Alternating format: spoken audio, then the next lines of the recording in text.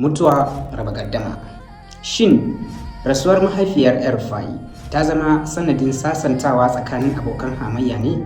Daga umarnin shugaban ƙasa Tinubu na sakin El-Rufai zuwa ta yin jirgi don ɗauko gawar mahaifiyar El-Rufai daga Nuhu Rubadu, alamun tausayi sun bayyana ƙarara.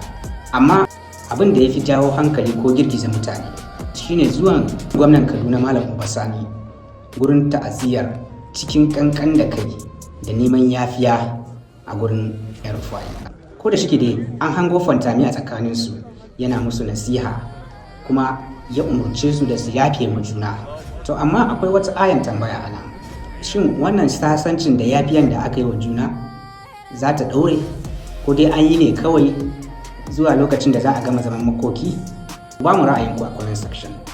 Wannan sasanci da aka yi da kuma yafiya da aka yi wa juna, kuna ganin za ta ɗaure?